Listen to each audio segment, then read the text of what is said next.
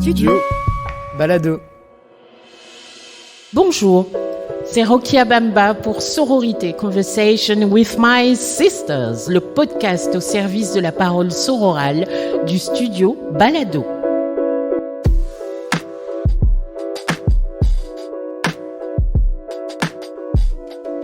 Si vous êtes curieuse et curieux de faire la rencontre de deux belles personnes, je vous invite dans mon podcast Talk Show à découvrir deux femmes flamboyantes, deux femmes engagées dans la cité.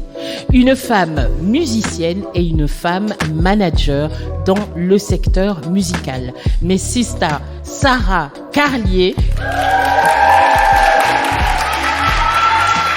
et Alix Hammond Merchant.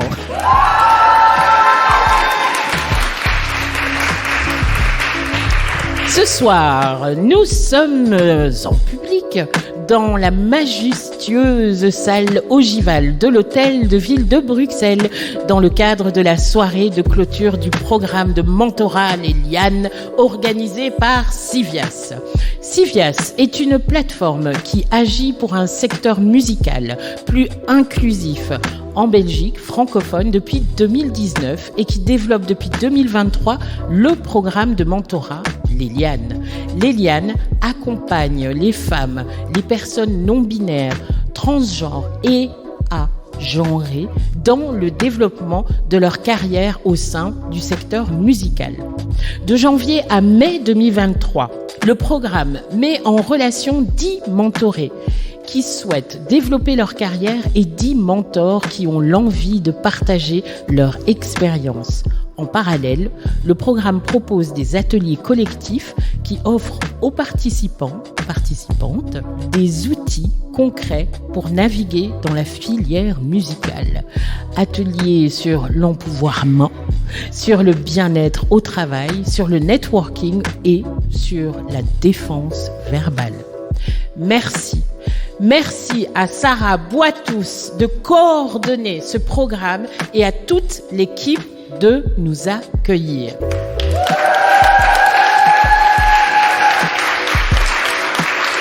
Merci à vous, cher public, qui êtes nombreux ce soir pour nous accompagner.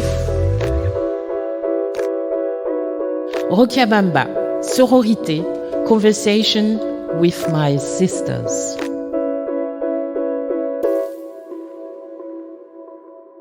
Bonsoir, Sarah Carlier. Bonsoir. Bonsoir, Alix Hammond Merchant. Bonsoir. Alors, avant de laisser les intervenantes se présenter, je vais commencer par moi, histoire de détendre l'atmosphère un tout petit peu. Aujourd'hui, j'ai envie de partager avec vous sur le fait que je suis animatrice d'un podcast. Je suis aussi DJ, je suis aussi archiviste. J'aime le son. J'aime surtout fouiller nos archives communes pour déconstruire les musées coloniaux en Allemagne, en Suisse, en Italie, au Sénégal, en passant par la Belgique. Je suis animatrice de radio depuis mes 12 ans et j'en ai maintenant 49. Je suis full-time maman solo de 2 adorables bébés. Abel, 20 ans, Léa, 17 ans. Je suis une femme noire, belgo-ivoiro-malienne. Voilà donc ce qui répond aux questions qui je suis et d'où je viens. Et surtout, ce que j'avais vraiment, mais vraiment envie de partager avec vous.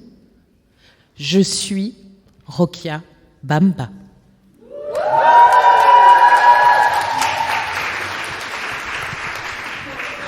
C'est à vous. Si vous me le permettez, je vais vous laisser vous présenter, vous exprimer sur vous, mais par vous.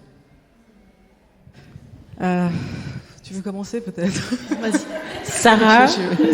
Sarah Carlier. Bon, du coup, ouais, je m'appelle Sarah Carlier, je suis musicienne. J'ai commencé par chanter et m'accompagner à la guitare il y a quand même quelques années maintenant.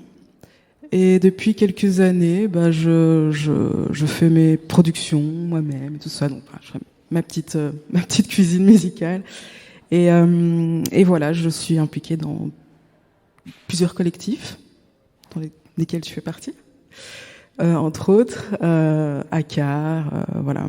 Et puis un fameux trio aussi. Voilà ce que je peux dire là, comme ça, là, avec cette question un peu piège. Merci. C'est mon métier. Alex Amande Merchant. Oh my God. Oh. Ok. Par où je commence? J'ai envie de commencer par toi, en fait. Parce qu'une des manières dont je me présente, c'est que je te représente, en fait. Et c'est une grande chance. Et voilà. Donc ça c'est fait. On va commencer par pas pleurer. Voilà. Et donc voilà, je fais du management depuis à peu près 6 ans maintenant. J'ai repris la direction d'une agence qui s'appelle NAF en novembre dernier et dont tu fais partie depuis 2020. On est très très chanceux de t'avoir parmi nous et voilà, je représente d'autres artistes comme Badi, comme Rosa, comme Jasmine, Neftis. Il y a que les meilleurs.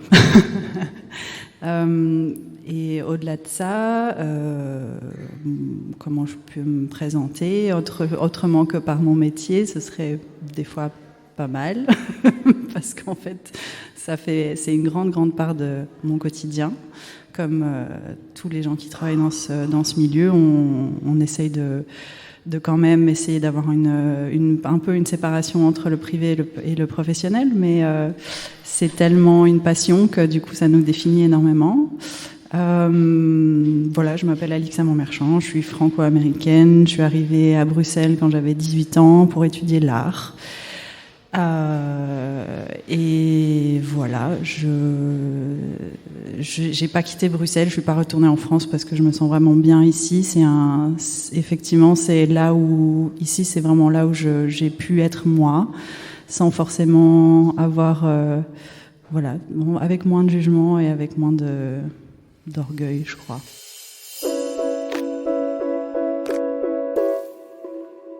Citation. Devenir une femme, ça demande beaucoup d'efforts. Autant d'efforts qu'une ballerine. Tu dois travailler dur. Ce n'est pas de tout repos. Si tu y parviens, cela semblera tout naturel. Mais ce qui nous distingue des danseuses, ma puce, c'est que faire les choses comme il faut ne nous vaudra jamais aucun applaudissement. Vous, deux, toutes les deux, vous avez grandi, appris, peut-être phagocyté, dans un panorama de références familiales, des clans, dans un panorama sororal, peut-être, qui ont conduit vos identités multiples, qui ont construit vos identités, vos personnalités face aux appréhensions de vos différences. Petite, avez-vous eu le choix d'être et de faire? Alix Amand-Merchant. C'est vrai que du coup, mon nom complet effectivement a une importance pour moi parce que c'est le nom de famille de ma mère et de mon père. Et c'est effectivement c'est pas vraiment commun de pouvoir garder les deux noms. Et je pense que c'est quelque chose dont ma mère et mon père on se sont un peu battus pour ça. C'est-à-dire que sur ma carte d'identité, en fait, c'est un nom d'usage. Mais mon vrai nom, c'est celui de mon père, évidemment. Mais c'était important pour mes parents de marquer les deux. Et effectivement, je rigole un peu avec ça parce que c'est un peu prédestiné. Parce que pour faire court, Hammond, c'est les orgues et Merchant, c'est de vendre, en fait. Donc je vends de la musique. Je pense qu'il y a une une grande part de mon enfance, effectivement, qui était beaucoup dans les événements, que ce soit familiaux, etc. Depuis toute jeune, j'ai l'habitude de recevoir énormément de gens à la maison, parce qu'on avait la chance d'avoir une grande maison au milieu des bois. Et ça a vachement forgé ce que je fais aujourd'hui, je pense, et ça a beaucoup guidé ça. Et de pouvoir accueillir des gens, de pouvoir faire de la musique jusqu'à 5h du matin et de manger du touring, parce qu'on vient du sud-ouest. 5h du mat, et d'aller se poser sur les bottes de foin, voilà. Je viens des bois. Voilà. Sarah Carlier. C'est mon tour, donc. Est-ce que j'ai eu le choix d'être, c'est ça? Je ne pense pas. En tout cas, je me suis pas laissé le choix. Petite, non. Aujourd'hui, je pense que j'ai le choix de devenir. Voilà, je me rends compte que il faut choisir de devenir telle ou telle personne, et on peut se laisser ce choix.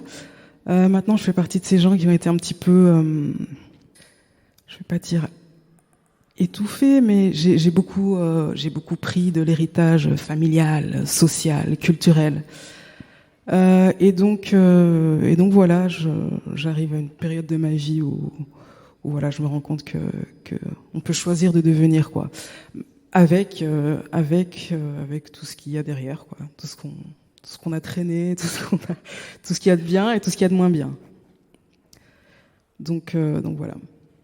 Vous êtes femme dans un milieu d'hommes. Vous êtes femme qui avait subi, qui subissait sûrement cette tendance à la généralisation des préjugés, des stéréotypes, de ces conceptions toutes faites de la femme, de ses rôles assignés dans notre société occidentale. Qui seriez-vous si vous n'aviez pas été interrompue?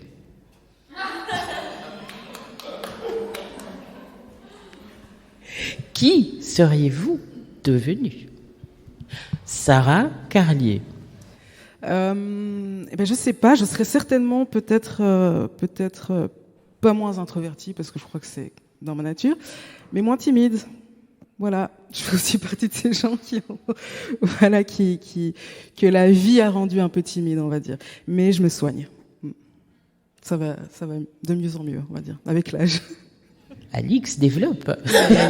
Ce à quoi j'ai pensé, c'est que moi j'ai commencé par l'art, effectivement, et que les écoles d'art, c'est soit ça passe, soit ça casse, en fait.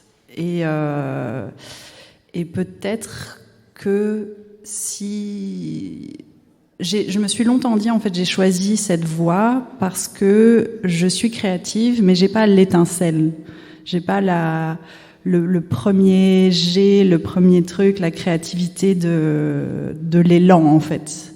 Et je pense que je me suis justement, je me sens bien aujourd'hui parce que j'ai accepté ça.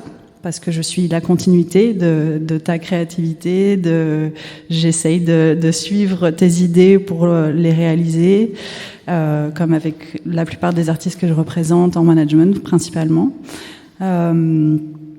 Mais peut-être que si à l'école on avait un peu moins passé du temps à nous dire il faut être référencé, il faut complètement penser à comment tu te situes par rapport à l'histoire de l'art, etc., et avoir cette énorme pression, peut-être que j'aurais continué à tenter de trouver cette étincelle. Mais je l'ai trouvée avec vous, alors ça va.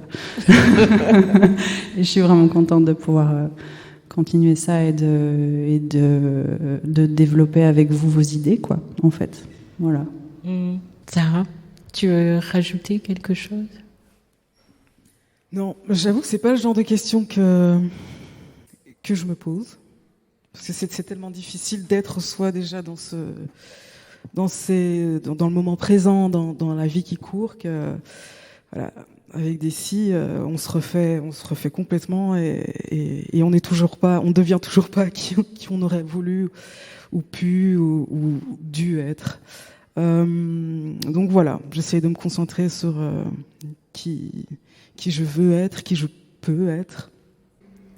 On va continuer justement sur cette thématique de soi, du rapport, ou même de la vision que l'autre a sur nous, et peut-être des jugements que l'on se porte par rapport à nous-mêmes. On va parler un petit peu des valeurs. Imaginez vos valeurs culturelles, en fait, qui sont liées à votre champ professionnel.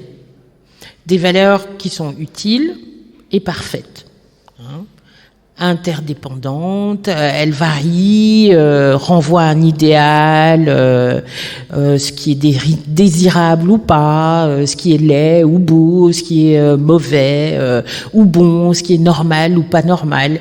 Et elles sont ancrées dans une tradition. Elles sont aussi ordonnées, suivant leur degré d'importance. Et ces valeurs jouent un rôle fondamental dans vos interactions, dans votre communication, dans votre langage, dans vos comportements, dans vos relations, vos représentations, dans la rencontre avec l'autre. Avez-vous le temps, avec tout ça, de réfléchir sur qui vous êtes? Prenez-vous conscience de ses propres valeurs, de vos propres valeurs? Et avez-vous de l'estime pour vous-même? Avez-vous le temps de réfléchir sur qui vous êtes? Sarah Carli. Alors, figure-toi que je suis rentrée hier d'une résidence on va dire de création, de réflexion d'1 mois en Espagne. J'étais toute seule, donc j'ai eu le temps de réfléchir. Et c'est vrai que c'est pas, c'est pas quelque chose qu'on peut entre guillemets se permettre. C'est un luxe. C'est terrible parce que c'est quelque chose de nécessaire pour pouvoir avancer sereinement et s'épanouir, tout simplement, devenir qui on est pleinement. Mais donc voilà, ces derniers temps, en tout cas, j'ai eu le luxe, la chance de pouvoir le faire. Et voilà, je me rends compte que c'est tellement important, c'est essentiel. C'est essentiel. Je le souhaite à tout le monde. Je souhaite à tout le monde de pouvoir s'octroyer ce temps-là, ce temps pour soi, de se chercher, de répondre à certaines questions, voilà, qu'on se pose et auxquelles il est nécessaire de répondre pour pouvoir avancer. Quelles sont tes valeurs, justement? Mes valeurs, je dirais que c'est vraiment c'est basé sur le partage. J'aime profondément les gens, j'aime rencontrer les gens. Et paradoxalement, je suis timide. Donc c'est quelque chose que j'ai beaucoup de mal à faire. Mais donc voilà, c'est un paradoxe, c'est plein de paradoxes. C'est la vie, quoi. Des choses qu'il faut accepter et qu'il faut, du coup, les rencontres, quand elles se passent, elles sont en général super, quoi, très marquantes et tout. Donc voilà, je dirais le partage, je dirais vraiment le partage, quoi, l'échange, voilà, ouais. Est-ce que tu as de l'estime pour toi-même? J'apprends. Damn girl. Alix. À mon marchand. La première question, c'est est-ce que vous avez le temps de réfléchir sur qui tu es, qui on est. Ok. C'est important de se poser la question, effectivement, de savoir comment qu'est-ce qu'on fait de son temps propre, quoi, en fait. Et je pense que, en tout cas, c'est ce que j'apprends en ce moment, à essayer de vraiment savoir utiliser ce temps-là pour vraiment quelque chose qui est complètement à part pour moi, et de retrouver effectivement cette connexion avec moi-même. Et c'est un travail. C'est un travail. Ouais. Quand même répondre à cette question avant de passer à la deuxième partie. L'estime. Des fois, je crois que j'en ai un peu trop, peut-être.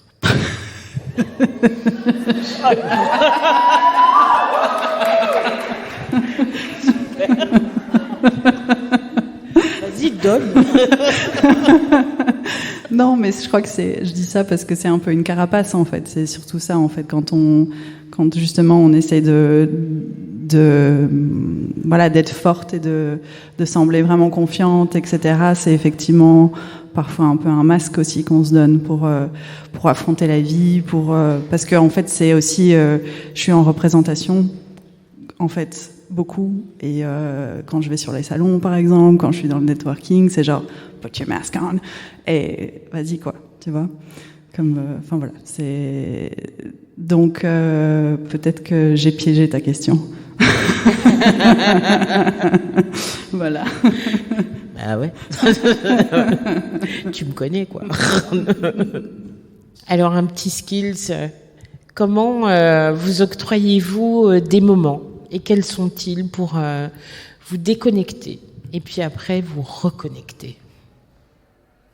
Je fais des puzzles. Et du yoga. Je suis complètement une grosse bobo. Qui habite à Saint-Gilles. Tout à fait. Au Parvis, ici même. Et une Française. En plus.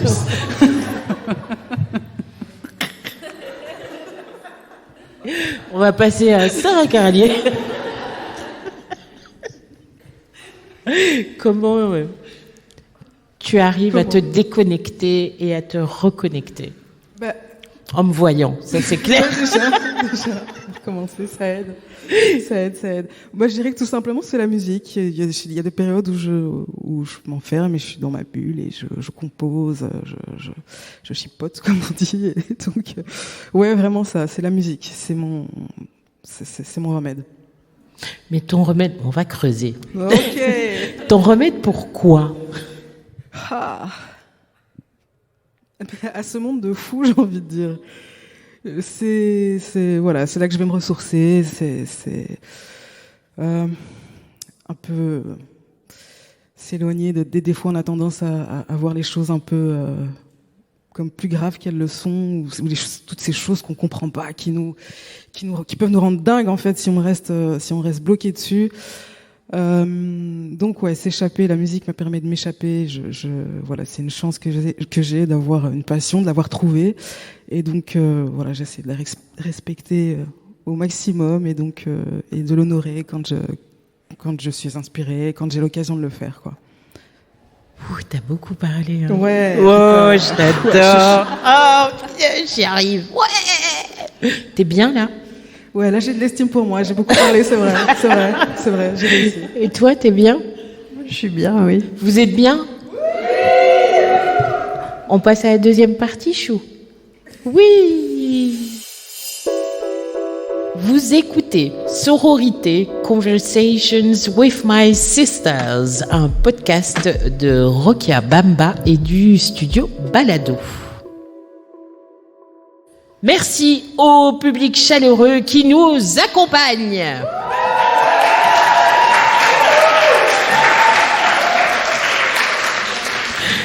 Et ben là, moi je vais chômer pendant au moins 5 petites minutes. Question. Qui pose la première question à l'autre? Chaud. Alix, elle est prête. Non. Ok, j'ai une question qui me vient. Ah, super. Sarah-Carlier. Comment vous vous êtes rencontrés? J'étais fan. Ok. J'étais à tous ces DJ sets. Ouais. Ok. Et puis elle m'a dit je veux travailler avec toi. Et j'ai dit non. J'ai dit je sais pas. Elle fait genre. T'es trop impressionnante. Moi, je n'accepte pas qu'on me dise non. Alors, je cours après elle, mais j'attends. Ça a duré 2 ans. Non. 2 ans, je Ça vous a pas jure. duré 2 ans. Non. Je vous jure, 2 ans. Je crois que j'étais pas prête. Tu vois? J'étais pas prête. Et je pense que là où t'as réussi à m'avoir, c'est que t'as touché mon ego.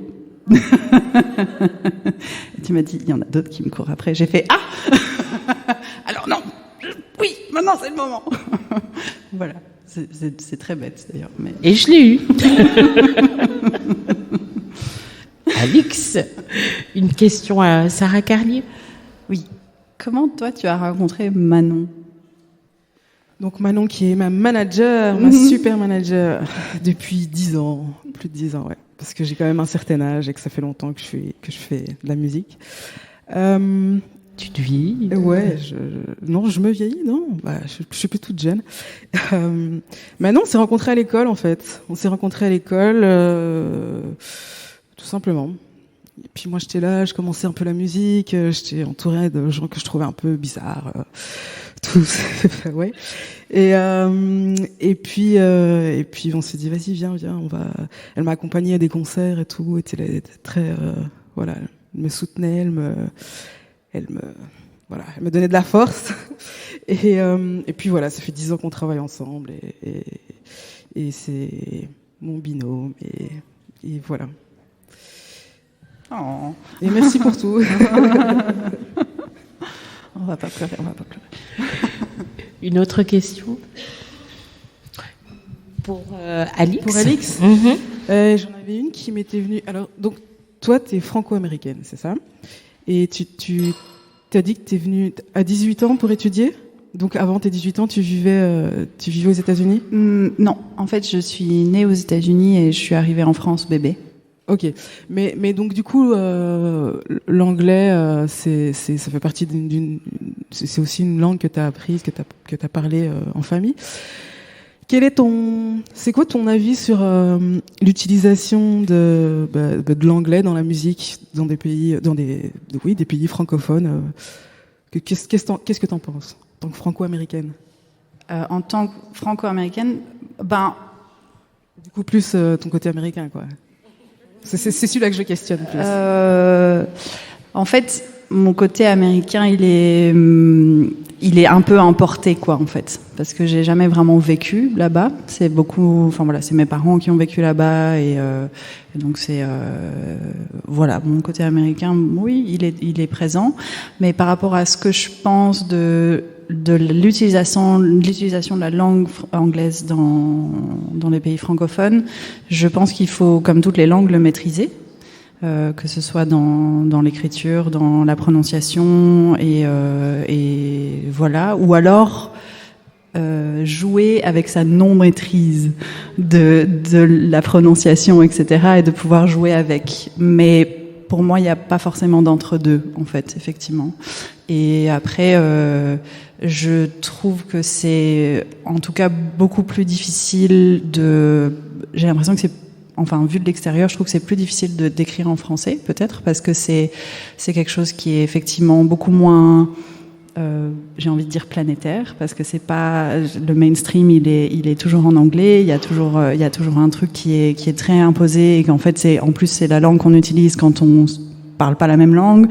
Donc cette langue a un gros monopole, effectivement, monopole, que ce soit, voilà, les Américains, ils ont le monopole, la langue, le monopole, enfin voilà, ça se rejoint, quoi. Voilà ce que j'en pense.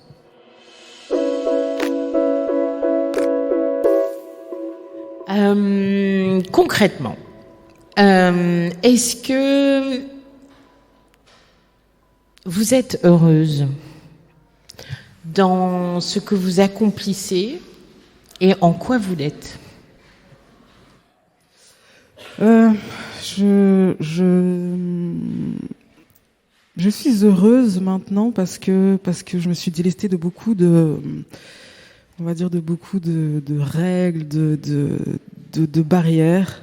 Tu vois, donc je vais avoir 33 ans là dans 2 semaines. J'ai commencé, j'avais 18 ans, j'ai sorti mon premier EP, ouais, j'avais 18 ans, 19 ans, un truc comme ça.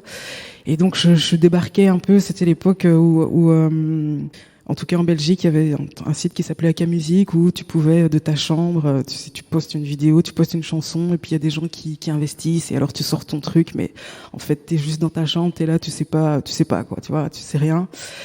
Et donc j'ai rencontré plein de gens qui m'ont dit, mais pas avec des mauvaises intentions, mais ils m'ont dit, eux savaient, donc ils m'ont dit comment il fallait être, comment il fallait faire, et comment c'est, et comment, tu vois. Et puis du coup, tu te construis avec des trucs, des trucs en fait qui sont peut-être bien pour d'autres, mais qui sont pas forcément bien pour toi. Donc voilà, tu vois, c'est ce côté aussi un peu paradoxal. Je fais de la musique, mais bon, je suis un peu timide, mais donc il faut que je trouve ma manière d'être, il faut que je trouve ma manière d'être sur scène, d'être en musique, etc. Et donc, c'est un travail que je fais là depuis quelques temps, et donc ouais, maintenant je suis heureuse dans ce que je fais parce que je me dis que en fait, ouais, je peux juste, en fait, j'ai juste à être moi-même et c'est déjà, voilà, c'est bien, c'est suffisant. C'est un boulot assez difficile. Est-ce que je suis heureuse? C'est en chemin, ouais. Je crois que c'est en chemin. Je pense qu'il y a eu des gros chamboulements ces derniers mois. Le fait d'avoir pris la direction d'une agence qui m'a engagée il y a 6 ans, c'était une énorme phase de digestion. Il y a eu des moments où je me suis sentie un peu abandonnée. C'était un concours de circonstances assez fatal, en fait, qui a fait que j'ai pris la direction et ça m'est vraiment tombé dessus. Et je me suis sentie un peu seule au départ. Mais après, je me suis souvenu que j'avais des super équipes, en fait. Parce que je forme des équipes avec chacun d'entre vous. Et qu'en fait, je suis loin d'être seule. Et qu'on est vraiment des super des équipes qui, en fait, en plus, se multiplient un petit peu. Parce qu'on fait des choses beaucoup tous ensemble aussi. Et on se soutient. C'est aussi une grande fratrie sororité aussi, cette agence, et ça me remplit d'énormément de joie. Voilà, rien qu'il y a 2 semaines où on a été sur la scène de la Pride, où tu as invité 2 autres des artistes de l'agence. C'était un moment hyper fort pour moi. C'était un peu une consécration. C'était c'était un moment important pour tous les 3, pour diverses raisons. Et ça, c'était un moment où j'étais effectivement très très heureuse. Et voilà. Je pense que après, dans ma vie personnelle, il y a d'autres choses qui arrivent et qui sont en construction, et c'est chouette. Il y a une politologue, philosophe, Hannah Arendt, qui était aussi journaliste, et elle dit ceci: l'action est l'émergence d'un individu hors de l'existence de la sphère privée et son passage vers la lumière plus vive du domaine public. Le domaine public signifie le monde. Le plus significatif, c'est ce début d'action devant un public, et ce qui révèle ce que chacun est en tant que caractère humain unique. Pour Arendt, les figures publiques révèlent par le langage et l'action, attention, l'essence vivante d'une personne, ou bien son identité unique et distincte. Est-ce que vos actions révèlent ce que vous êtes, et est-ce que c'est un acte politique ou apolitique? Je sais pas si c'est un acte politique ou apolitique. En tout cas, je me pose pas la question. J'essaye que mes actions soient en accord avec moi-même. Donc voilà, c'est délicat parce que faire des actions pour qu'elles soient politiques, des fois, ça peut faire tout l'inverse en fait de ce qu'on veut, du résultat qu'on voudrait par nos actions. Donc voilà, je dirais qu'en tant qu'artiste, plutôt du côté créatif, quoi, je me contente de me concentrer sur l'essence de mes actions. Après, je sais pas si on peut dire que c'est politique ou apolitique. Par exemple, là, je travaille sur l'identité, alors forcément, il y aura des partis pris. C'est ma vision du monde, ma vision de ce qu'on pourrait faire de différent, pas forcément de mieux, mais de différent. Donc peut-être que ça pourrait être perçu comme quelque chose de politique ou pas, mais par d'autres, quoi, tu vois. C'est plutôt le regard des autres qui va l'interprétation des autres qui dira si ça l'est ou pas, je pense. Et quand justement est-ce que tu arrives à décider où tu veux jouer et dans quel milieu et quel est le public qui le compose, et à ce moment-là te dire ok, je pose un pied dans une action, dans un environnement qui me plaît, et je ne décide pas. Après, je me suis jamais vraiment retrouvée dans une situation où je devais jouer dans un truc qui était vraiment contre mes valeurs. Donc j'ai pas cette expérience-là précisément sur laquelle je peux m'exprimer, mais voilà, je ne choisis pas, quoi. Je m'exprime, je profite du moment pour m'exprimer, pour partager ce que j'ai à partager, quoi. Et as-tu réfléchi aux endroits où tu ne voudrais pas jouer? Waouh. Je ne voudrais pas jouer. Je crois que je ne voudrais pas jouer pour un parti politique quelconque. Voilà, je pense, tout simplement. Quel qu'il soit, voilà.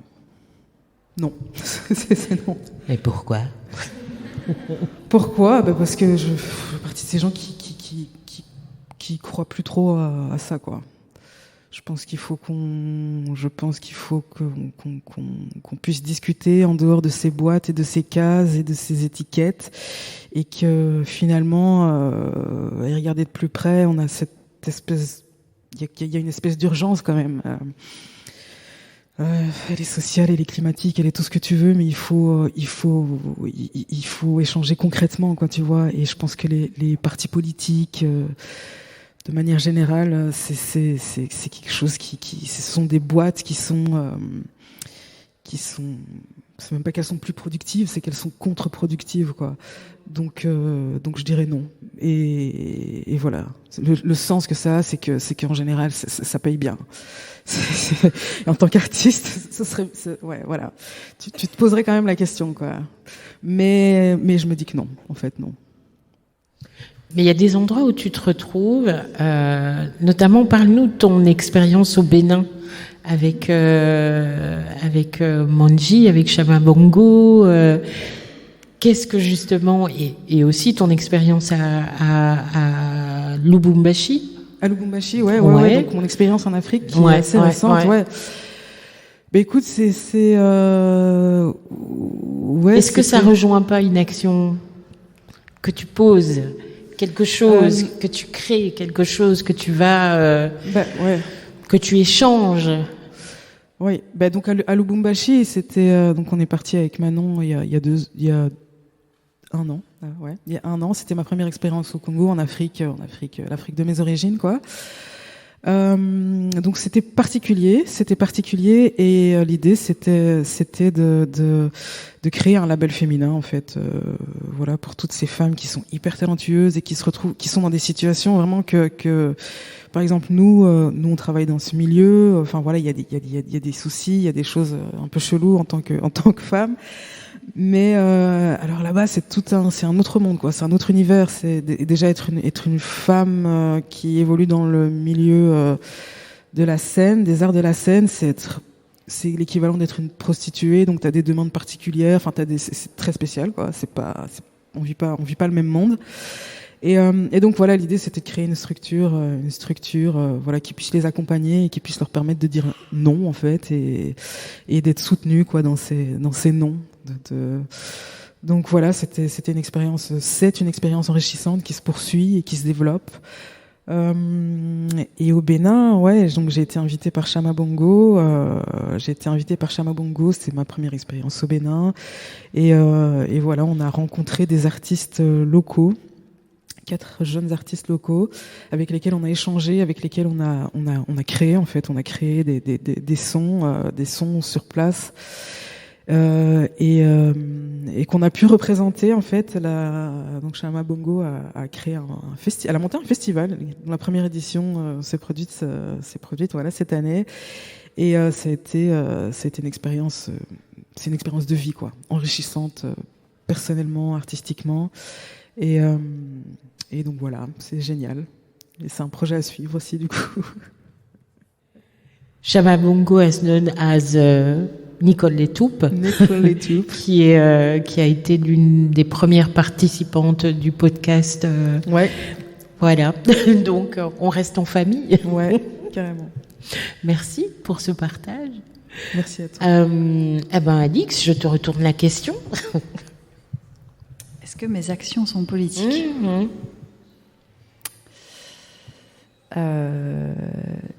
Je pense qu'il y a certaines des missions que j'ai qui sont politiques, effectivement. Certaines des missions. Je pense justement au fait que je fais partie de la commission des musiques. Et ça, c'est quelque chose de... Voilà, c'est quelque chose qui est en fait quelque part politique aussi. Okay. C'est quoi la commission ? La commission des musiques, c'est la commission qui est liée à la Fédération Wallonie-Bruxelles et qui octroie des bourses.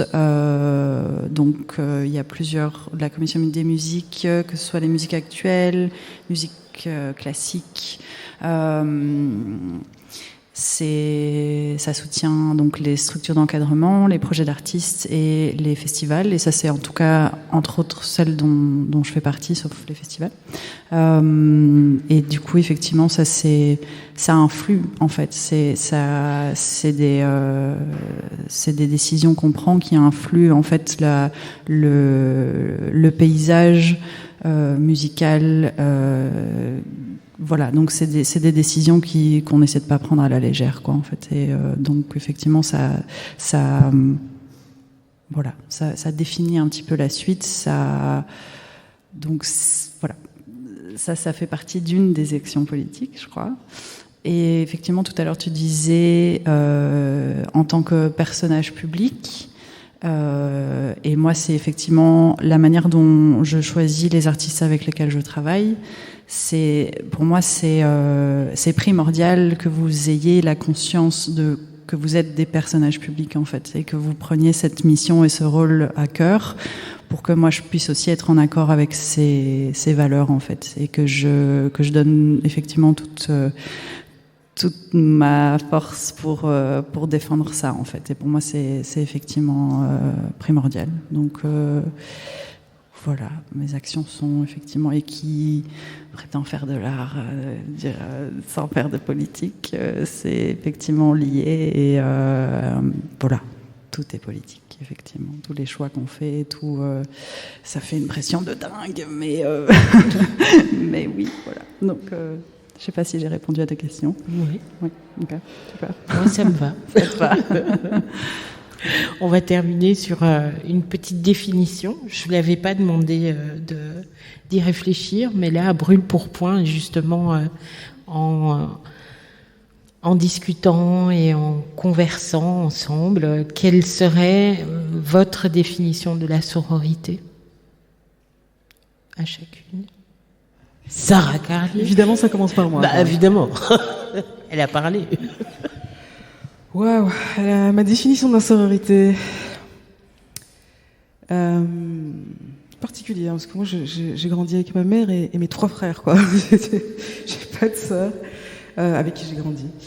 Je dirais que c'est fortement lié à l'amitié. Tu me parles de sororité, là directement j'ai Manon qui me vient en tête, et donc du coup bah ouais, il y a l'amitié, quoi. Je pense que c'est intimement lié, et voilà, et nécessité aussi. Nécessité, c'est vraiment une grande nécessité.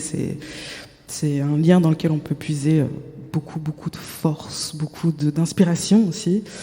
Voilà, par exemple, je te trouve très inspirante, et on a un lien de sororité. Et donc, ouais, c'est enrichissant, quoi. Nécessité, amitié et inspiration. Voilà. C'est pas mal. Ah, mais c'est magnifique. Ah bah tu vois, t'es pas si timide que ça. Et Alix, Amande Merchant, pardon. Ça. Ouais, non, ça va. Mais effectivement, la sororité, c'est quelque chose qui est en fait assez nouveau aussi en fait dans notre éducation, je trouve. Il y a un truc qui est où en fait notre génération encore, on a grandi en fait en concurrence les unes avec les autres. Je crois il y a eu beaucoup de ça. Et je crois qu'il y a tous ces changements sociaux qui nous ont fait énormément de bien et qui nous ont fait nous retrouver en fait entre nous et toutes les actions justement comme Civias, comme Mewem, comme Léliane. Enfin voilà, de ce côté-là, c'est un peu la résultante de tous ces changements sociaux, je crois. Et j'ai envie de dire, putain, enfin, quoi. En fait, c'est un peu dingue que ça ait pris tout ce temps-là, quoi, franchement. Quand tu penses à tous les trucs qui ont changé hier, tu te dis, mais c'est juste, t'as envie de tout brûler, quoi. Et des trucs qui ont pas encore changé et qui sont encore là et qui sont juste, tu t'es face à des trucs où tu te dis ça, c'est encore comme ça qu'on pense. Enfin voilà, donc là je dévie un petit peu de ces termes de sororité, mais pour moi effectivement c'est quelque chose qui, heureusement qu'on y pense maintenant, heureusement que, enfin non même pas heureusement, c'est juste nul de dire ça, c'est juste fuck quoi, pourquoi ça a mis si longtemps quoi en fait. Et donc voilà, moi c'est effectivement voilà la sororité avec toi, avec aussi mes copines vraiment, ou que je me bats pour qu'on trouve des moments pour se voir et parce qu'on est adultes, c'est nul. Voilà. Oui. Celle-là. Oui, c'est vrai. C'est vrai, c'est chiant. Voilà, donc c'est un peu ma réponse. Voilà. Merci.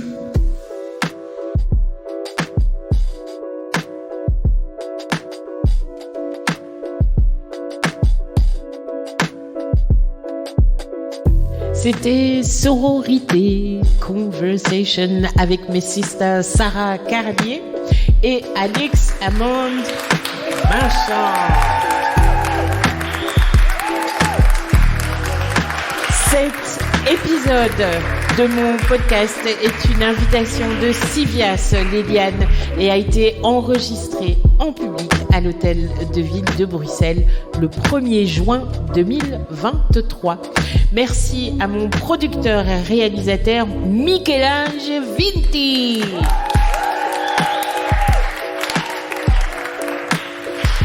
Musique originale et mixage David Federman. Communication et administration Julien Barbier et images Patrick Cruz.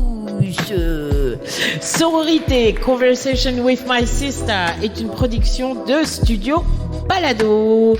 Vous pouvez visiter notre site www.studiobalado.com ou nous contacter via les réseaux sociaux et abonnez-vous à mon podcast sur votre plateforme d'écoute préférée. Merci au public présent.